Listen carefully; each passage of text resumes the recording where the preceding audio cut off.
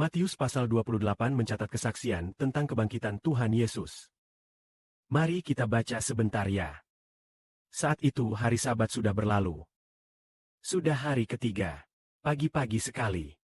Maria Magdalena, Maria ibu Yakobus, dan Salome membeli rempah-rempah untuk mengolesi jenazah Yesus. Tiba-tiba terjadilah gempa bumi. Bumi berguncang hebat. Karena malaikat Tuhan turun dari langit. Betapa ajaibnya. Malaikat turun dari langit. Bumi pun berguncang. Tampaknya kuasa malaikat sungguh besar dan dahsyat.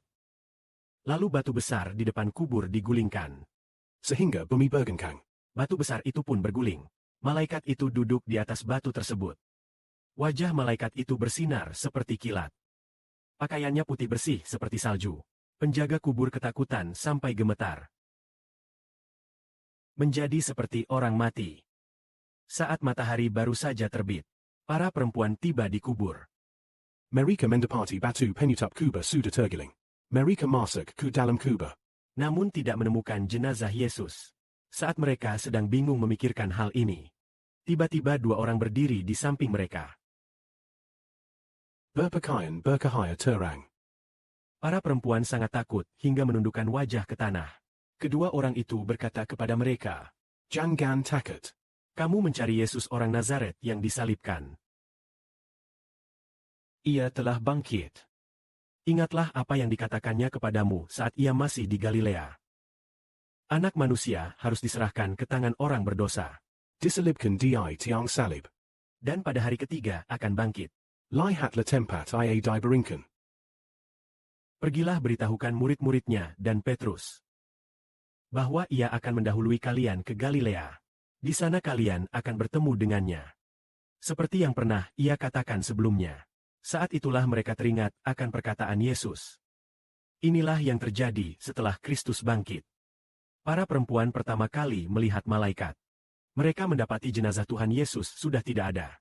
Lalu malaikat memberitakan, Yesus telah bangkit. Betapa ajaibnya. Malaikat memberitakan kabar ini kepada para perempuan. Wajah malaikat bersinar seperti kilat. Pakaiannya sangat putih bersinar.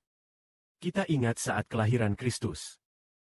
Juga malaikat yang memberitakan kabar kepada para gembala bahwa juru selamat telah lahir. Sekarang Kristus telah bangkit. Dan lagi-lagi malaikat memberitakan kepada para perempuan bahwa Yesus telah bangkit dari antara orang mati. Saat itu para perempuan segera berlari.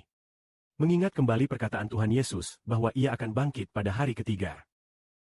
Lalu para perempuan berlari memberitahu para murid. Apakah para murid akan percaya? Sungguh ajaib. Saat para perempuan pergi, memberitahu para murid setengah percaya, setengah ragu.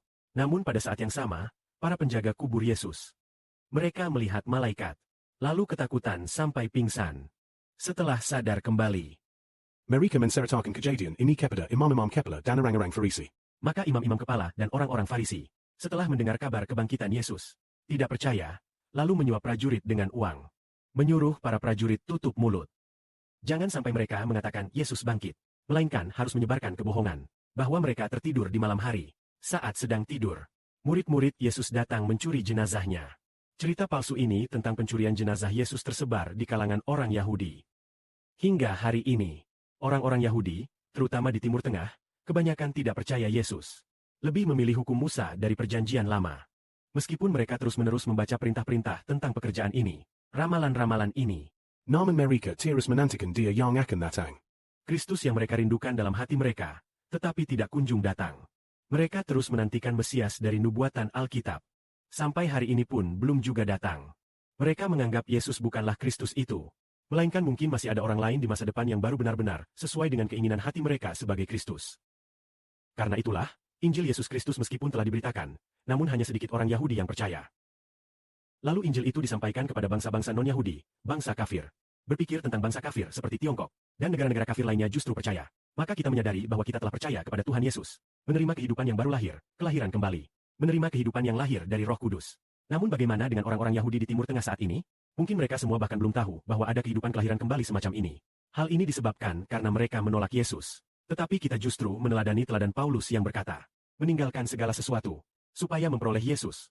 Menganggap memperoleh Yesus sebagai harta yang paling berharga. Kiranya kemuliaan diberikan kepada Bapa. Amin.